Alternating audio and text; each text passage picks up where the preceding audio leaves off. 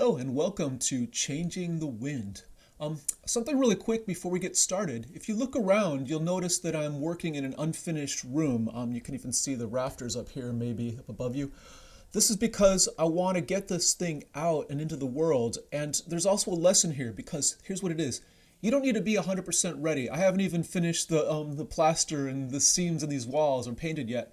This is kind of a thrown together studio slash home office that I put together just to get things going and to get this course and this adventure for you set and running.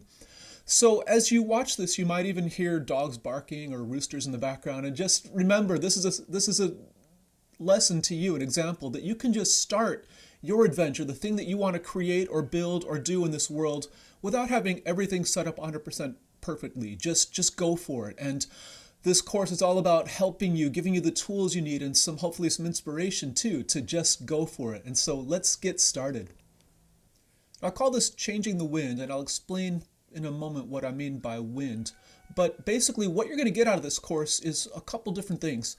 First of all, you're going to have a crystal clear vision of something you want to do, an ambitious, audacious, just crazy goal that's always been deep in your heart, some kind of achievement that you want to accomplish. And second, you're going to be able to state what this accomplishment or achievement or wish of yours is in two clear sentences that describe what it is, why it's almost inevitable that you're going to do it, and how it's aligned with your key values and the things that you think are most important. And we're going to explore all of that in this course so that you'll get there.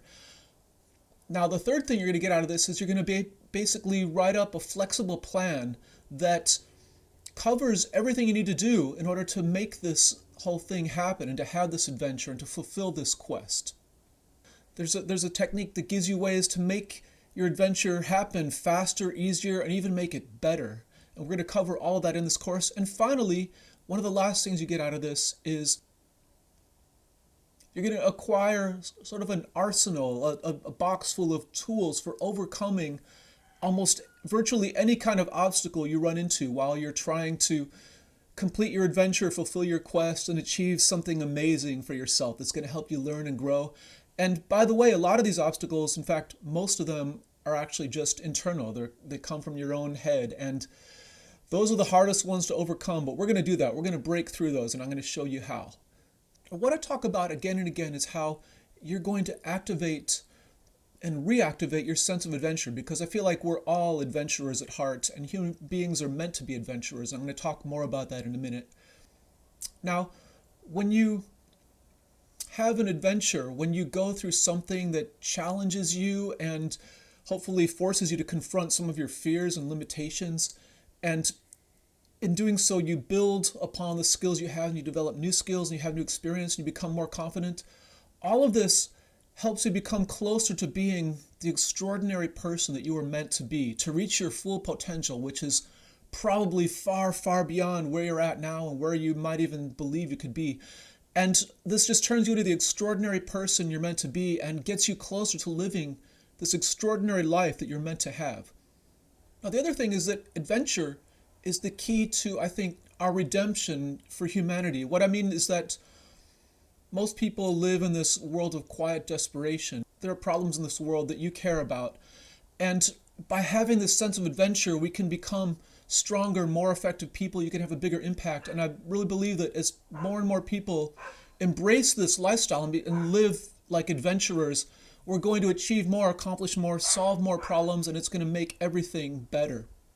So let me explain to you what I mean when I say that adventure is your birthright.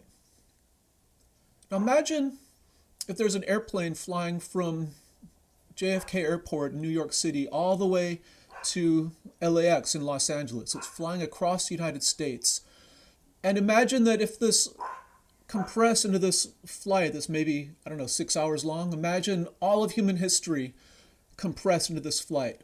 So the plane takes off in New York, and at that point, this is the very dawn of the first human life. This is the Stone Age, and people are living in a really primitive way, probably spending a lot of time climbing trees, harvesting fruit, feeding off of grubs and insects, and maybe occasionally catching small animals, eating lots of plants and things.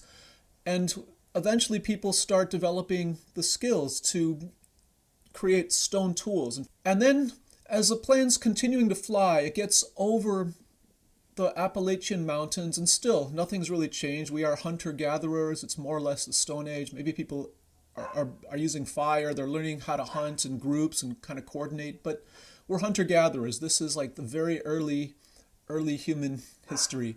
And now we get over to the Midwest. The plane passes the Great Lakes, and still not much has changed.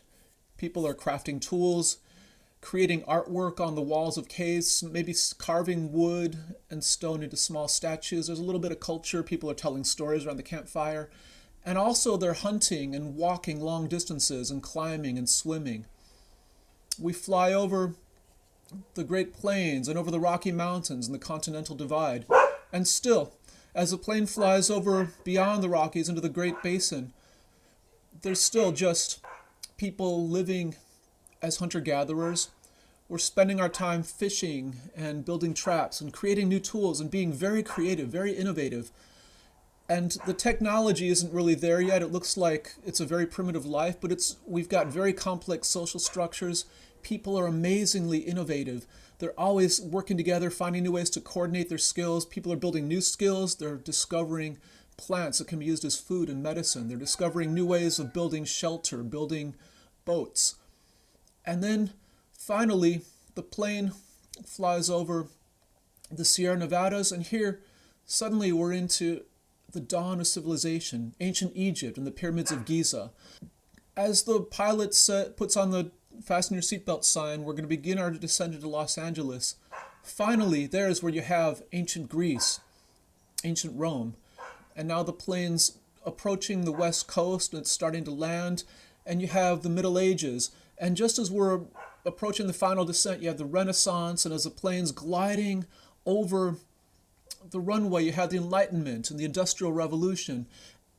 And finally, when the plane is just inches above the runway, you have the internet. And just a split second before we land, there's artificial intelligence and the world we know about today.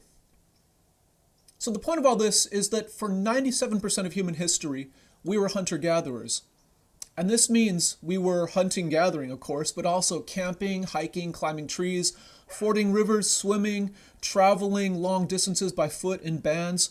We were basically living by our wits, using our intelligence to solve problems constantly, doing things that would be considered incredibly adventurous today. This is how we are meant to live, and we are just designed to explore new environments, explore new tools, develop new tools.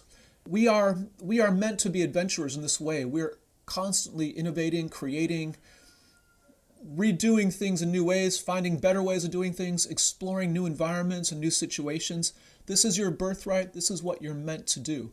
And if you want some really good examples of this, think about, well, what I think about all the time is the Polynesians, who could navigate boats across thousands of miles of water in the Pacific Ocean just by feeling the way the waves were knocking against the side of the boat. I mean, people just developed incredible skills and abilities, and all of this is in your DNA and in your ancestral memory. And you have this ability. You can do extraordinary things. And the start of bringing out your extraordinary qualities and your own personal superpowers and skills is through having a personal adventure. And that's why I created this course. And now there are 3 different people who will benefit from this course. The first one is, you're somebody who, you just had this feeling, you know you're meant to do something amazing, something extraordinary in your life. But maybe you're not really clear on what that is. Maybe you don't know what you're going to do, or maybe you kind of have an idea, but you're not sure how it's going to happen. And we're going to help you with that, and we're going to help you figure all of that out very early on, in fact.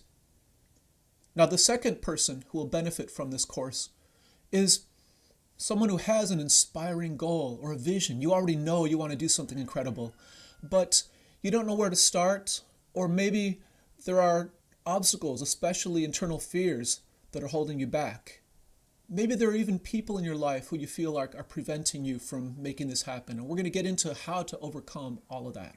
And the third kind of person who will benefit from this is you're someone who's had some kind of grand, rewarding, incredible experience already. You've done adventurous things in your life and you want more.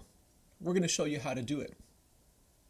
By the way, you might be thinking, this is great, but I don't have time for an adventure. I've got children. I have a job. Maybe you're working two jobs. You just don't have time. You're exhausted by the time you get done with all the things you have to do, and there's no time to really work on something adventurous or work on yourself. Well, this course has a section that's all about making time and clearing space for your adventure and for your own growth and advancement.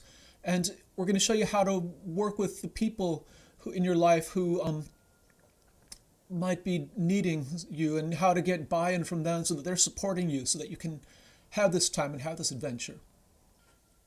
Now, you might be concerned, I don't have the energy to have an adventure. I'm exhausted at the end of the day. Maybe you have a bad back or arthritis or some kind of physical condition that you feel might be hindering your ability to have an adventure. But the truth is, when you're pursuing this thing, you're going to feel energized and excited, and your passion will fuel you in ways you may not even imagine. And there's actually a state of mind, or a physical and mental state, called flow that's just recently has it been explored and studied. And it turns out that when you're in flow, you can learn things faster, you get more energy, you can even recover more quickly when you tire yourself out. And we're going to be exploring that in this course. Now, for many people, the biggest obstacle is just money. Maybe, you want to travel, that's your adventure, but you don't know how you can afford it. Or, you need special equipment for something you want to do. And you're just thinking, how can I pay for this? How am I going to be able to afford my adventure? And we're going to show you how to build a roadmap to reach your adventure. And that includes ways to pay for it. There are lots of things that you might think are expensive that you can actually get for free or very inexpensively. There are lots of ways to bring in additional income, and often the adventure itself will be a source of revenue for you if you organize it and plan it right. And I'll show you how to do all of that in this course. So this course is called Changing the Wind, and let's get into what we mean by that. So there's a story about in the Odyssey where Ulysses is traveling around trying to get home, and there's one story where he runs into Aeolius, who is the king of the winds. Aeolius has been given control of the four winds by the gods. And Aeolius wants to help Ulysses, so he ties up all the winds in this bag and gives it to Ulysses and says, just hang on to this. The winds won't blow you off course because you'll be controlling them, and you can just let out a little bit of wind every now and then, just a little bit of west wind to blow you towards Ithaca so you can find your way home. And so this is going great, and Ulysses is on his way home, and he's actually in sight of Ithaca, his homeland, and he is just relieved, and he actually, after being wide awake and probably being exhausted and stressed out for a long time, he just falls asleep on the deck of his ship, clutching this bag of wind. And now some of the crew members, they look and they go, what great treasure does he have inside that bag? He's been guarding it like close to him. Let's find out what's inside. Maybe he's got something valuable that he's keeping from the rest of us. So one of the crew members sneaks over to where Ulysses is sleeping, grabs the bag, opens it up, and of course, all the winds escape, and it's just chaos, and the winds blow the ship north and then south, and it just goes all over the place, and they end up way off course. They get shipwrecked. A lot of the crew members get killed, and it ends up taking 20 years for Ulysses to make it home after that. And I thought about this story, and I always thought it's kind of an allegory. Basically, Ulysses, when he's holding this bag where the winds are tied up, he's controlling the winds. That's a symbol of consciousness and discipline and focus. And the opposite is when sometimes you lose that discipline, you lose that focus, and you just have chaos and things get blown all over the place, and you might sabotage all the work you've done already. And now some people are never even in control of things to begin with, and so you just are constantly being blown back and forth all over the place by different winds, by different forces that cause you to do certain things or cause you not to do certain things or make you go left when you want to go right. So this WIND is actually an acronym for the letters W-I-N-D, and that stands for Wish, Implementation, Nerve, and Deep Values. And we're going to explore all of these in depth in this course. But your wish is the thing you desire. In this case, you're going to start your adventure by having a goal, having something you desire. For Ulysses, it was to go back to Ithaca. And in fact, I have a newsletter called Ithaca that's based on this whole story. And now many people don't know what they want, and so they end up chasing after what they think they want or what they think other people have told them they're supposed to want or do. And oftentimes, just starting your adventure is just requires being crystal clear about what it is you want, what you want to achieve, what you want to accomplish, what you want to experience or acquire. And now the pursuit of these things is the adventure. Now, a long time ago, I got to meet the author Ray Bradbury before he passed away. And something he said was that he said, I managed to get everything I wanted in life by pursuing these things one at a time. And Ray Bradbury, aside from being just this incredibly imaginative writer, he was actually very focused and disciplined. And his story about how he really started out is just incredible. But we won't get into that yet. Anyway, your adventure starts out with your wish. This is almost like what Joseph Campbell calls the call to adventure, the thing that you're focusing on, the thing you want, the thing that you're going for. Now, the letter I stands for implementation. And this is really an answer to the question, what are you doing to make your wish happen? And a lot of people, if they don't have what they want yet, it's because they're not doing anything. Or they might be doing things that are the opposite of what would actually make their wish come about. Is there a way you can actually implement your wish, implement your quest, and make it better and faster and easier? The N stands for nerve, and this is where virtually everybody runs into a challenge. So by nerve, I mean that you're going to run into fears and self-doubts, and this is where most people turn back. Even if you know what you want, you can be daunted by sometimes just a harsh word from somebody, or a harsh word from your own mind, or just real fear because you're doing things that are scary, and you need to overcome that, and we're going to show you how. And now finally, the D is a driving value, and this could be your religion or your philosophy. It's just your overall beliefs about why you're here in this life, in this time and place, in this world. And when your whole quest, when your adventure is in alignment with your deep values, and when you're promoting those values as you pursue your adventure, you just get all this extra conviction and power, and it can make you virtually unstoppable. So in this course, we're going to explore, well, what do you really value? What motivates you? What gets you up out of bed, fired up, ready to do things? What motivates you, especially when you have to overcome incredible odds? Once again, thank you for signing up. I'm so excited that you're here. This is going to change your life, and I'm looking forward to seeing you in the next lesson where we talk about why you don't already have what you really want. I'll see you there.